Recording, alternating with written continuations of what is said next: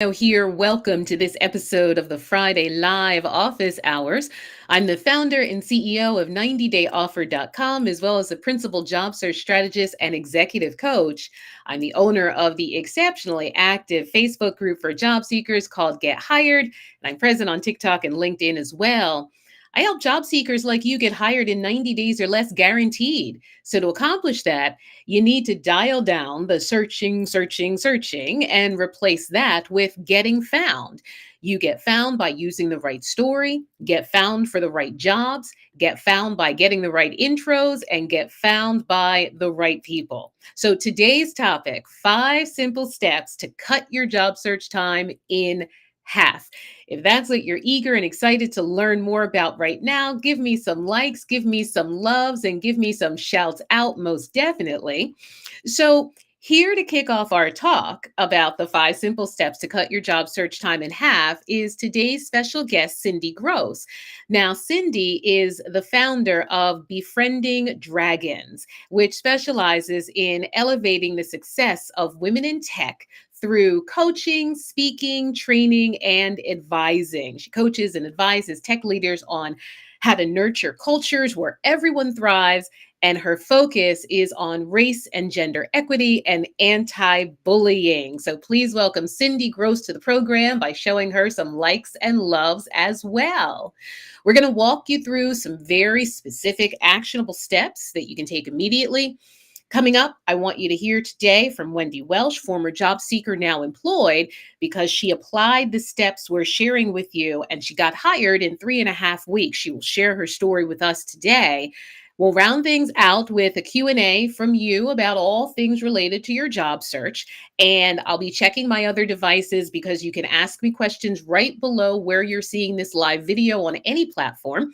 I definitely want to make this interactive, and I definitely want to make sure that you get your questions in. And I have a special offer I'll be talking to you about as well that I'm certain you'll want to make sure to take advantage of. So, Cindy, welcome to the program. Very glad to have you with us.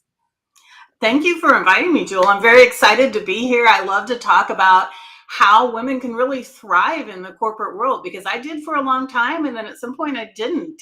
And if I'd had someone like me or you around, I might still be in this really high paying tech industry that I felt like I had to leave. So I'm really excited to be here today. Thank you. Before we get into the actual 5 steps, why don't you share a little bit more of that backstory with us so our friends can understand, more of the perspective that you're coming from in the first place? Right. So I spent 25 years in the tech industry, and I had a pretty good career on and off. I was very happy multiple times during my career. And I would always get feedback that, I needed to fix a set of things before I'd be good enough to get promoted or get into some role I wanted. And I would go, oh, there must be something wrong with me. I must need to fix that. And of course, with the mentoring systems that are set up, mentors are trying to fix you, trying to get you to act more like the majority, like the cisgender white men who come before us. And, the tech industry is still very male dominated. There's, white Chinese and Indian people are highly overrepresented in the tech industry. So as a white woman, and also an indigenous woman, but unless I tell people that, they don't know. I had the advantages of fitting in some ways, but in many ways, I did not fit into the white male bars, the bars that are shaped like the people who've been in power so far. And I really hit home when I walked into a meeting on my all male team, my manager, my skip level manager, and I said, I've got 2 women candidates for our open role. And my manager, without a pause, said, we're not going to lower the bar for them. And that's actually when I first came up with the term white male bars, because he looked at me and thought that, well, I was there for some reason other than my talent. I must be there for some reason other than because I deserved it. And that's deeply how I felt it, although it took me a while to figure that out. So I'm here to help women and anybody who doesn't fit the mold of, a very narrow subset of cisgender white men to succeed in these environments, even when there's bullying, even when there's something that's not fitting with you. There are ways to work in those environments to navigate that work culture. Thank you for sharing your story with us. I just want to make sure that our friends in the viewing audience understand your perspective and understand where these tips are coming from. Because one of the things that I really believe in, friends, is, we're not handing out just theory here. We're not pulling things out of the clouds. We're not pulling things out of the air. So the things that Cindy is about to share with us are coming from her own experience, her own perspective, and she shaped it into professional consultancy, professional advice that she gives to females in tech. So, Cindy, we're talking about the 5 simple steps to cut your job search time in half. Why don't you kick us off? What's step one? So really it's about looking at the jobs that are out there. And when you look at the job description, think about the entirety of what they're really looking for. You don't necessarily have to match the exact words, and think about where you want to grow. So it's a combination of the skills you already have, perhaps reworded. Maybe you need to think through the skills you actually have that maybe you didn't realize you had, and also where you think you can grow in the next, 6 months, 12 months. So that combination of your next steps, your own learning plan. And there's studies that show that women are much less likely to apply for job descriptions where we don't meet 100% of the criteria, whereas men will apply when they see that they meet 50 or 60%. And I think it can really help to close that gap when we think of it in terms of I can learn to do that very quickly and not have to say, well, I've already done that in the past. So really look at that entirety of where you want to go combined with where you are, and take into account your capacity to learn, because most of us are really good at learning. I think that's really important because, yeah, I don't talk a whole lot about mindset shifts on this program.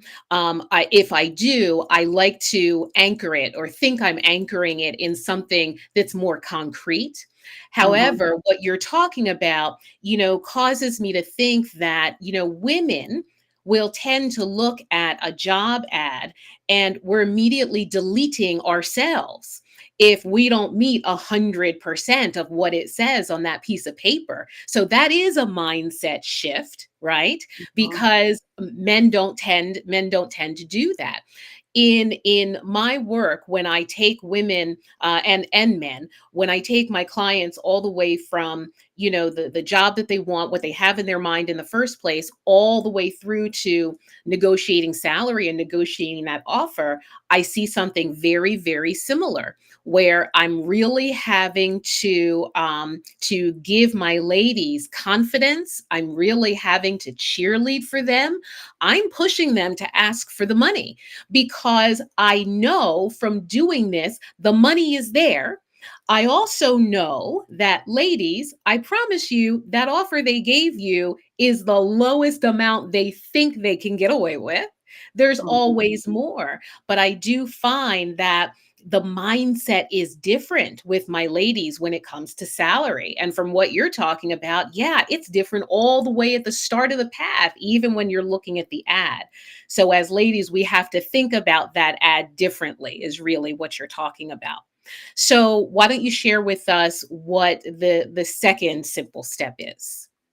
So again, I'm showing up as a woman in tech, so I'm speaking from that perspective, and all of the reasons that I became a leadership coach were shaped around the leadership skills I was taught to have as a woman.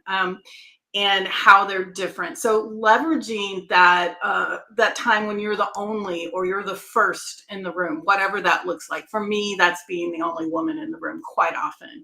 And so I used to try to fit in so hard. I would try to dress like the men. I would try to talk loudly and very decisively like the men, and it just didn't work. And for some people it does. For some people it does work. It can feel authentic and it can be effective to step into that role. I encourage you to think about how can you play up being the only one in the room. So how can you say, for example, I'm Cherokee in Delaware, so I could say, hey, I'm bringing in these characteristics of a very community focused environment. I have a lifelong habit of building collaborative communities in ways that you probably aren't going to see from other people. So play up my indigenous heritage, play up the fact that as a woman, I bring a different mindset, and I'm going to catch things in deployment plans, or I'm going to catch things in the way we think about shaping a product, or shaping our schedule in our workplace that maybe other people aren't going to catch because they don't have the lived experience that I do. Now, they're going to notice it anyway. You're not going to hide the fact that you're a woman. You're not going to hide the fact that you're not white. You're not going to hide that anyway. Play it up. And that's going to vary depending on the environment. But if the company claims that they're trying to do better, if the company is posting diversity numbers online, if they're really playing up into the idea that they are trying to be more inclusive, take advantage of that. And so many people have told me, well, I don't want to get the job just because I'm a woman, or I don't want to get the job just because I'm a Black person. And I'm like, white men have been getting the jobs just because they're white men for hundreds of years. So don't worry about that. That's not your problem. You don't have to own that. That's on the company to own that. And if that's what gets you hired, lean into it. Take advantage of that, because it's not that you're getting it because you're a woman. It's that this company, for once, decided to remove the barrier of you being a woman, and think of it that So way. this is so important because as you're talking, what I'm thinking about is over the course of the years, haven't we all seen commercials, for example, that were epic, epic, epic fails in their branding because they didn't have females or people of color, obviously, in the room at the table whenever the concept was being developed? But then all of a sudden it hits television and it's clearly patently offensive, but nobody realized that. Why? Because they were all of one kind sitting there around whatever that strategy table was. So I think that this is a really important step. Lean into being the only. And it's okay to get that job because you are the only. The other thing that I would add is, you're still qualified. It's not like they're hiring you because you're a person of color and you have 50% of the skills. You're still qualified, but definitely lean into this different life perspective that you bring to the table, this different set of experiences that you bring to the table. And, Mhm. what this will also do is hold companies accountable, because another trend that we're seeing is, DE&I, DEIB, it sounds really popular. And first of all, it's nothing new, but it sounds really popular for the last couple of years. So what we're seeing companies do is tout kind of that slogan, that line, oh, we're so committed to this, we're committed to that. But guess what? It's not playing out in the actual numbers. It's not playing out in that execution.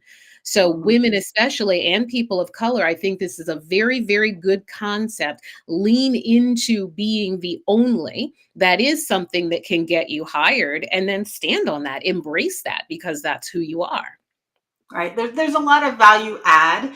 And, instead of looking for culture fit, I hope by now all hiring people have been trained to no longer look for culture fit and to look for culture add. Now, I know that's not going to be universally true, but it was a very common DEI teaching even when I was still at Microsoft. So it was something that we were being told to do as we were doing interview loops, to look for the culture add and not the culture fit. And that's because it is valuable to come in with these experiences. It's not them doing us a favor, it's us doing them a favor by bringing more of ourselves to work and bringing those experiences that otherwise are lacking in that environment, and bringing this innovation. And if they have put in the effort to train their managers on how to manage a highly diverse team, those teams way outperform other teams. There are multiple studies that show, for example, on highly diverse boards where that is embraced, everybody has a voice, you lean into and talk about these issues, that they will outperform, racially diverse boards outperform, I forget the exact number, somewhere around 20, 25%, and gender diverse boards outperform around 17, 18%. And so, like, there's a huge advantage to the company from hiring people who are different than the people they've hired in the past to add to that environment. And that only works if we lean into bringing that. And so, when we're looking for jobs, we can really think about getting hired faster by finding those things very targeted where we are comfortable with the company. We've maybe talked to a handful of people, we've reached out to our LinkedIn connections and say, hey, I see you're a common connection with this person at this company I'm interviewing with, and ask them those questions. Say, I want to talk to the person like me. I want to talk to the person that's the same gender, the same race, the same, has maybe a similar disability, whatever it might be. Talk to those people, get a feel for it, and decide where you want to interview, and then target your interviews to those companies where they're going to accept and embrace and really help you nurture that being very different, being the only or the first in the room, and use it to your advantage because it is useful to the company. It's to their benefit to have you there. And I think you're sliding right into your next tip. So let's go ahead and talk about the next thing that people can do in order to cut their job search time in half. Yes, and thank you for your patience as I'm doing them a little out of order. Sorry, that was totally my fault. Joel had them in the right order. I just got excited and got ahead of myself. So what I find when I'm coaching women a lot of times is they come in with a list of, I've got these skills, I've done this thing in the past, and maybe they have a vague, I want to be a manager or I want to pivot to this other role, but it's very much a headspace of I know I can do these things. I can prove I can do these things. And there's a reason for that for women in particular, that we have to prove that we can do something long before we get the role. Whereas we know that statistically men are hired and promoted on their potential. So there's some reality to that. And when we remind interviewers of that, or when we, in the networking we do before we get to an interview, we remind people of that, then they're more likely to realize, oh, right, I'm going to hire you also on your potential. So really getting to know yourself. Like I had a client that she had never thought about in her interview process that she really wanted to be able to smile and laugh at work on a regular basis. So as we worked through it, we figured out ways for her to authentically show up in interviews where she would laugh and she would smile and she would make that part of the interview process. And so when she got hired very quickly, by the way, into a job that she loved, she knew that that was going to be accepted in the daily environment. Whereas in her prior job, that was considered frivolous. That was considered you weren't being serious about your job. So really understanding your actual requirements beyond that list of skills that goes on your resume. The values that are going to show up, like integrity. A lot of my clients come to me because they have also been harassed like I was. I left the tech industry after reporting harassment. So a lot of times it's an integrity value that's been violated. So if you know that, and you're out there looking for safety, and you're looking for teams that will enforce a sense of integrity, like they're not going to tolerate the people on the team that regularly violate integrity values, you can ask questions during interviews that will get at that. And I do have on my website a whole list of questions you can ask during an interview that get at some of these things that I'm talking about, because they are questions that a lot of us don't think to ask. Like, who do you admire most on the team? It's not about you directly, so people are hesitant to ask those questions. But if you ask the person you're interviewing with, if they're the manager or somebody higher up in the org, they will tell you things that they don't mean to tell you when they answer that question. They'll tell you, usually indirectly, if you're expected to work all weekend and nights and not take lunch breaks. If the person they most admire is the person who puts in 24-hour days, maybe you don't want that job. So you can ask these questions in ways that really get at your values, but that's most useful when you first know yourself. You really have to dig deep and go beyond the obvious answers and think about, what are your top 3 values? What are the values that are violated in your last job? What are the values that you want to lean into more? And you really think about putting that into the way you show up in the entire hiring process and in your plan for your 30, 60, 90-day integration into the team. So this is really about being authentic in the first place. You Mhm. have to come from a place of authenticity in your core, Right. because I'm seeing this as being necessary for really this entire job search journey. You have to authentically know yourself. Then you have to look at this ad and carefully and really correctly assess your skills against the ad, because ladies, you probably qualify for more than what you think you do. So don't be so quick to delete yourself. And then what I hear you saying is when you're getting into the interview, you also need to be authentic. That's the only way that you are going to be able to ask the questions that you really need the answers to in order to determine if this is a place where you want to work at all. Because it's not great to land a job, but then 2 months later, you're sitting here like, these people or this leadership or whatever it is. If we're going to go through all the work of job search, let's make sure that you're in a place that values you and embraces you and wants to hear what you think at the strategy table. All of those things are important. And I think that as women, we kind of we will let a lot of things go, and it takes a lot of hits for us to not feel valued. One thing may happen, we try to play it off. Two things may happen, we're waiting for like the 10th, 12th thing to occur before we finally will make a move and say, all right, this is not the place for me. So what I hear you saying is authentically know yourself and embrace that core. Don't dilute it. Don't Mhm. push it to the side. It's very, very important in this entire job search journey, wouldn't you say? Oh, absolutely. And, I don't know how many times when I was in a hiring loop at Microsoft, and I would say, what's our criteria for who we're hiring? And confidence was either the only thing, which I hated, or it was in the top three. And so confidence, as an interviewer is looking for, confidence and passion was often in there as well. They look different on different people. They look different from people of different cultures, different backgrounds. When women are very confident, we're often called bossy, too ambitious, all of these other words. So most of us have learned to tone it down a little bit.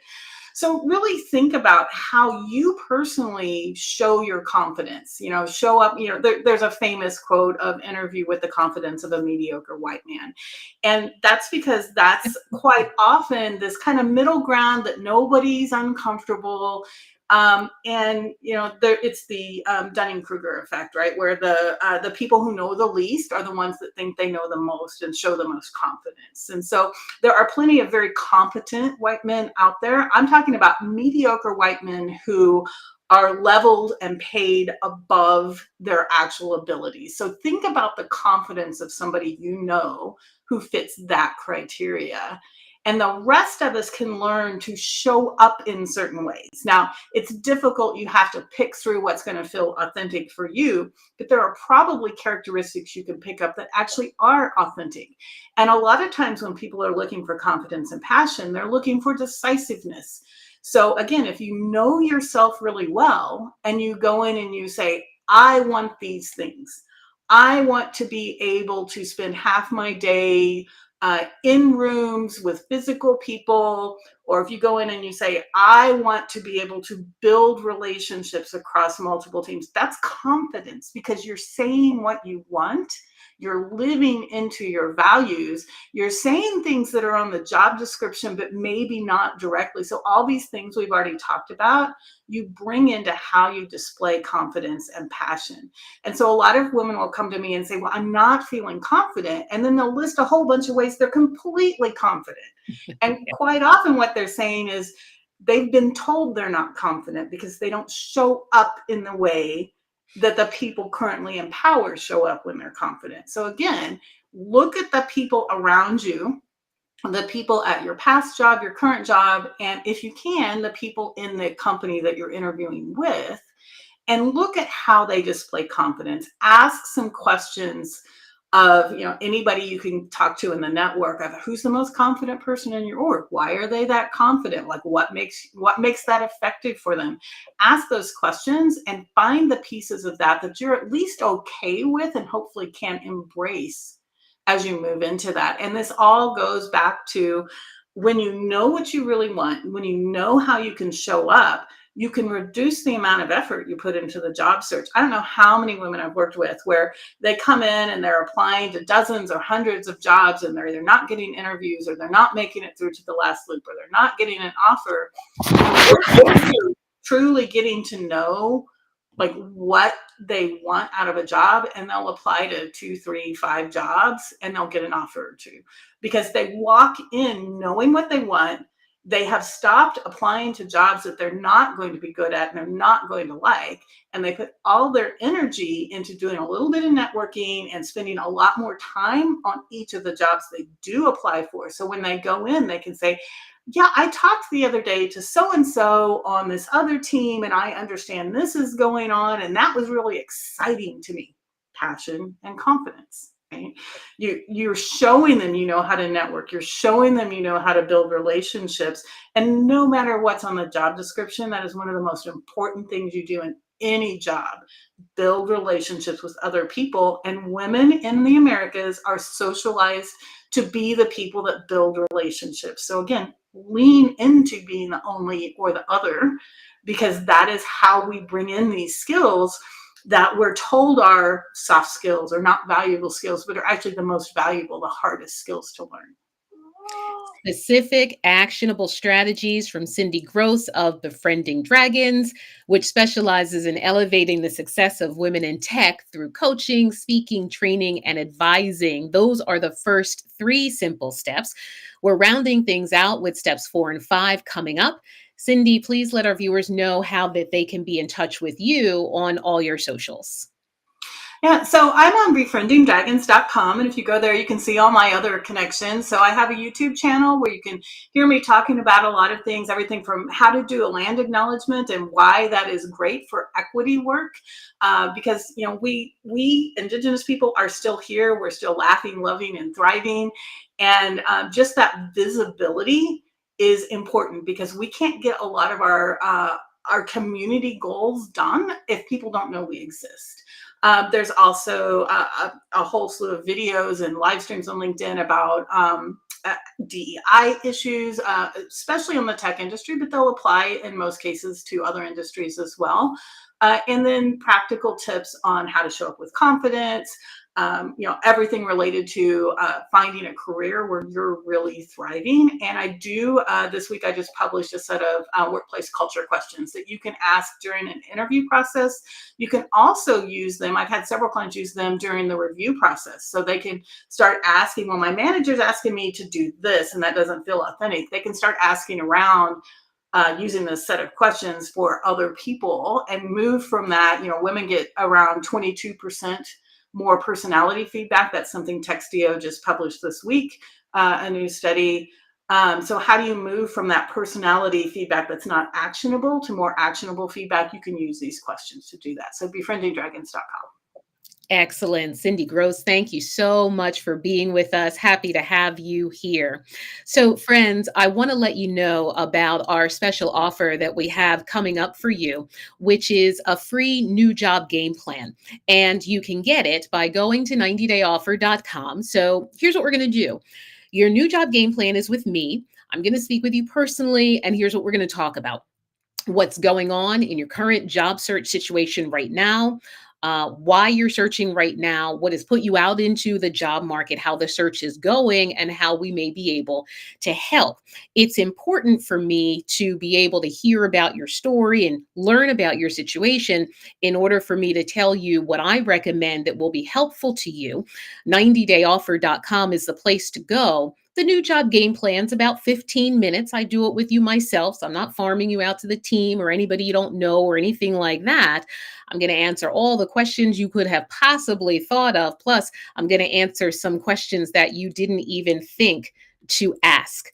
All right, coming up, I'm going to bring us the last two of the 5 simple steps to cut your job search time in half.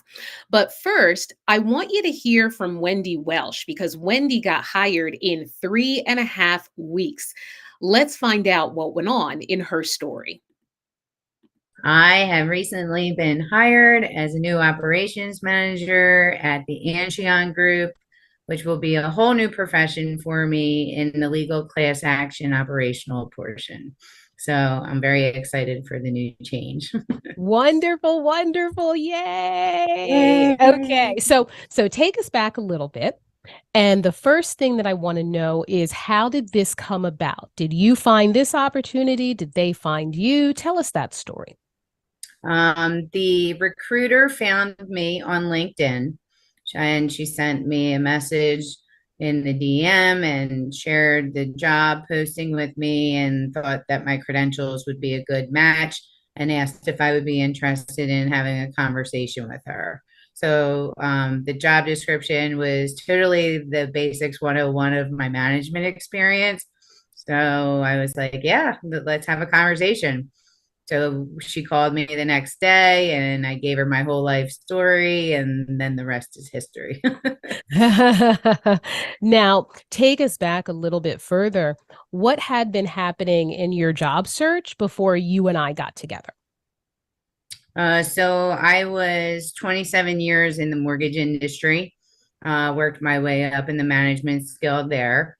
Due to current economic situation, lots of mortgage professionals are losing their careers, and there's really no job opportunities out there for them. And it really is a hopeless feeling when you don't see any jobs at all in your field coming about. So when I found you, I was at that defeated mark, that I was like, how am I going to survive? How am I going to find another career? No one knows when mortgages are going to turn around again. And I really didn't know where to start, where to go, how to do my resume anymore because it's been so long with one company. And that's when I was referred to you and reached out to you. Now, tell me about a couple of timelines. I'll ask you two questions at once. Number one, how long had you been job searching in the first place before you and I got together? And then number two, from the time the recruiter reached out to you until the time you got the offer, what was that timeline? Tell me both of those things. Okay, so with you, I think I reached out to you within 6 to 8 weeks after being let go from my last job. And then as far as the recruiter, she reached out to me. I had 3 interviews with them, and they were spaced out because people are in different locations and had different speaking events. So that went over a 2.5 week period. And then after the third interview, I got the offer 2 days later. So probably about 3.5 weeks. Less than a month, friends, and Wendy started in the exact same place that I want you to start with our new job game plan at 90dayoffer.com. It's 15 minutes. You and I are going to talk about your background story, what's going on in your job search right now, what you're thinking you'd like to do next. If you're not getting enough responses, we'll talk about that. If you're interviewing but not getting offers, we'll talk about that. We'll talk about whatever point in the job search you're in right now and what you feel like you need help with.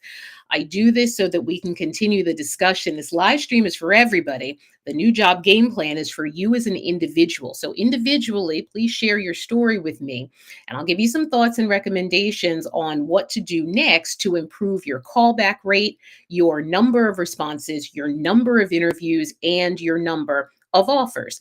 I'm going to put together a custom game plan for you so you have specific concrete steps going forward and a logical plan that will move you down the path to getting hired in 90 days or less. That is what you deserve.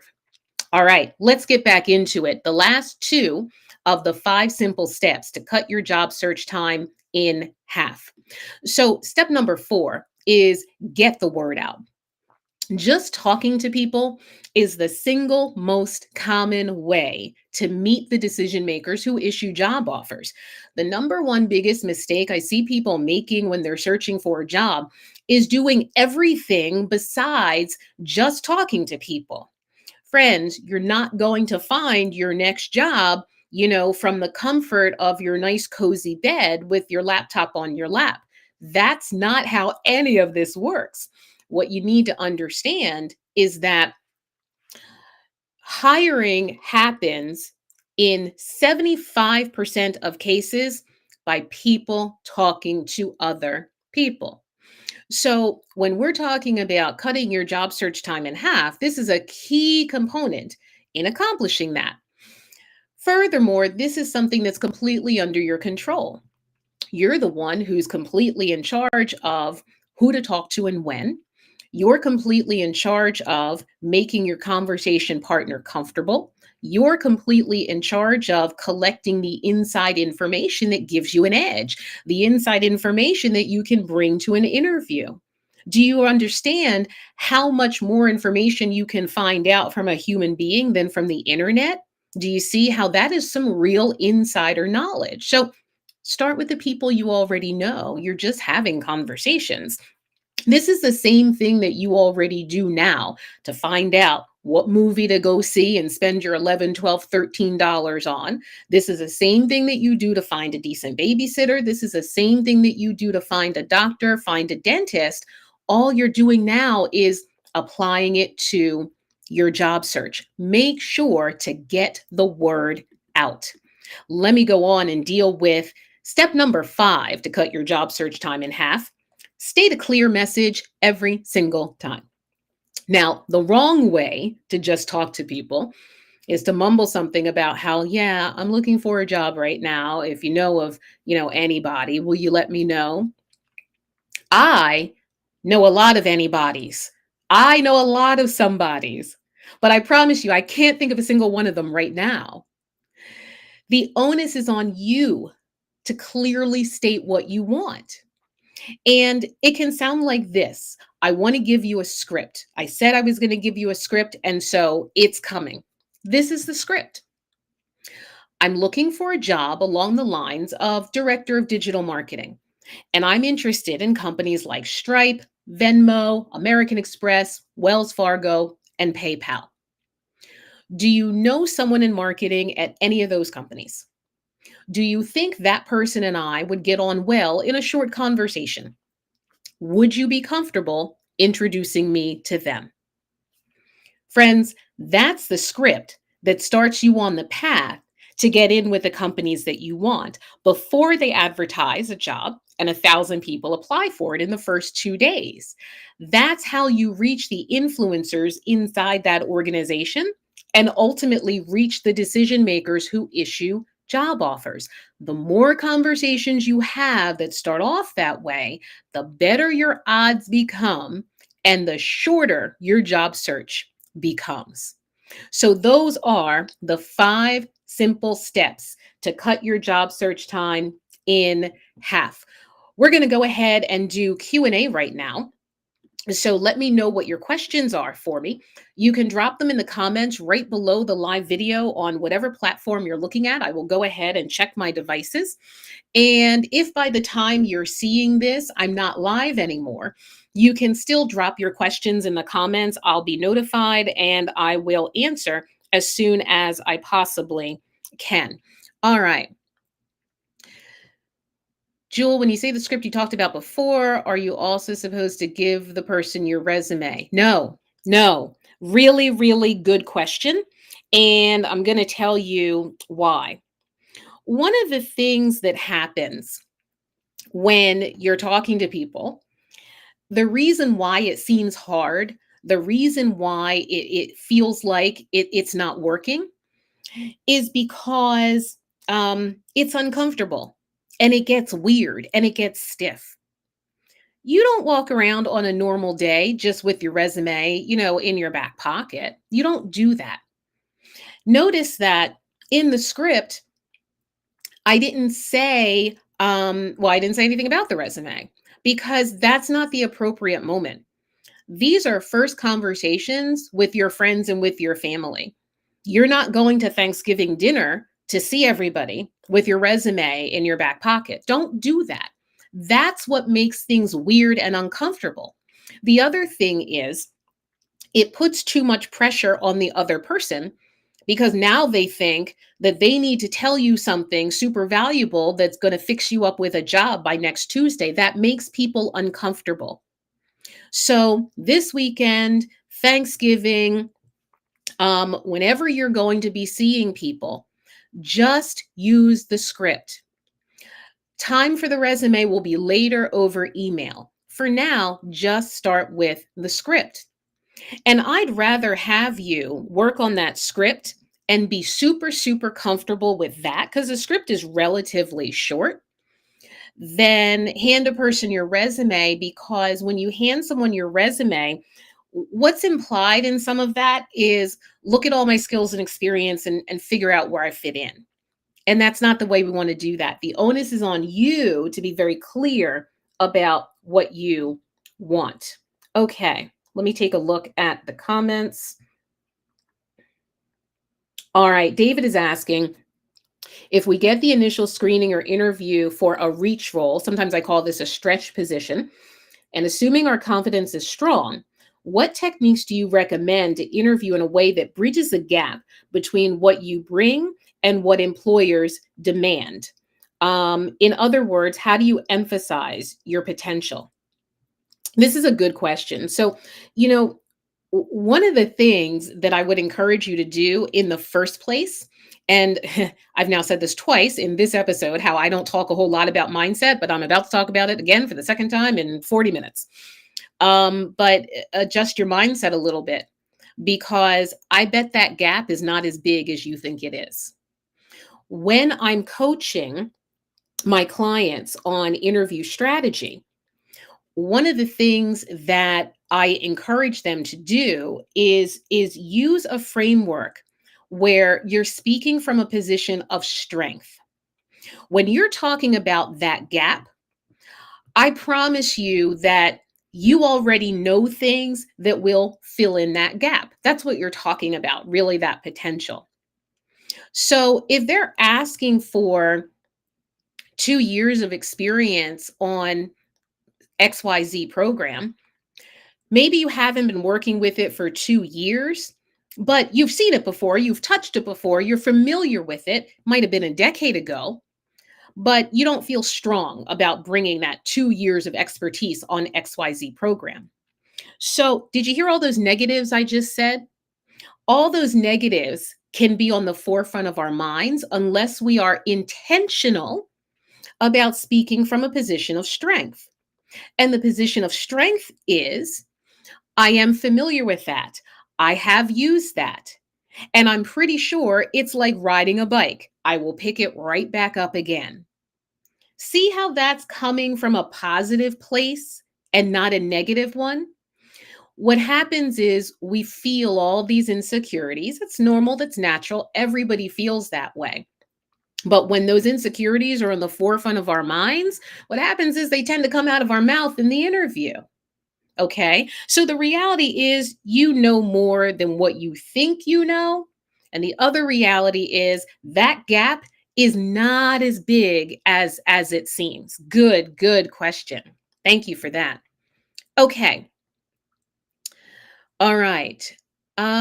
Jewel, one of the things your guest talked about earlier had to do with really looking at the job description. There are ads I see where I'm positive I can do the job, but I don't have a particular certification they're looking for. Should I still apply? 1000% yes, absolutely. And so here's what's important. What I coach my clients to do: if you're reading that description and you can do the job, apply, period. I don't care about your lack of certification. I don't care about your lack of a 4-year degree. I'm not concerned with these things. If you can reasonably do that job, then submit yourself for it, period. Let's get away from deleting ourselves from the conversation before the conversation's even happening. Okay. So we don't want to, we never want to be passed over for a job, right? But the problem is, we end up doing that to ourselves. We end up passing over ourselves by saying, oh, well, yeah, I shouldn't apply. They won't take me. I don't have X, Y, and Z certification, all of that. No, no. So adjust that mindset. If you can do that job, 1000%, I want you to apply. Amanda is asking, would you mind sharing the script again? Yeah, absolutely. And I'm also going to say a little bit more about it because I want to break down the components of this. This is important. I'm looking for a job along the lines of director in digital marketing. Okay. Notice how I didn't just say marketing. It's digital marketing. That's a specific thing. Director, that's a specific thing. You don't need a bunch of people coming back and telling you how to be a marketing associate, with 2 years, only 2 years of experience required. So talk about talk about the level that you're on, which is director, and talk about the specific thing that you do. I'm looking for a job along the lines of director of digital marketing, and I'm interested in companies like. So you need to have a target list. And when you're talking, you're only saying probably 5 or 6 companies. You may have a longer list, but you need to give people some idea, because the reality is you're looking for a job, yes, but you're not looking for a job anywhere in America. Give people some idea. So I just, for purposes of this example, selected companies that are in financial services and they're related. So Stripe, Venmo, American Express, Wells Fargo, PayPal. Obviously, there are others, but I'm trying to give you what you can say in a conversation this weekend. Next sentence. Do you know anyone in marketing at any of those companies? Okay. You're being specific about what you need to know. Do you know anyone in marketing at any of those companies? Next question. Do you think that person and I would get on well in a short conversation?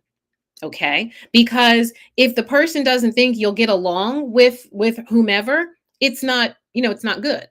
And it probably won't be because of who you are.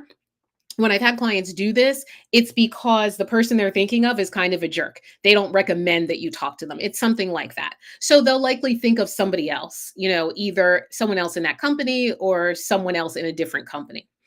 All right. And the last question is, would you be comfortable introducing me to them? That's all you're asking for, friends. So that's the script. That's the script with my color commentary. So good question. All right, let me see if I have others. Okay. Don't think I do. All right, friends, I want you to be sure to sign up now for the new job game plan call at 90dayoffer.com. It's private, it's individual. I do it with you directly. I'd love to hear your story. This is your time to talk to me about your particular situation, what's going on in your job search right now, and how I may be helpful. I'm going to map out some thoughts and recommendations specifically for you. I'm going to share the strategy in your particular case that will help you advance your job search. It's going to help you get more calls back, help you land more interviews, and that's going to help you hear those offers. So get your new job game plan call at 90dayoffer.com. Your time is right now. Alrighty, friends, thank you for spending this edition of the Friday Live Office Hours with me. Have a wonderful, wonderful rest of the day.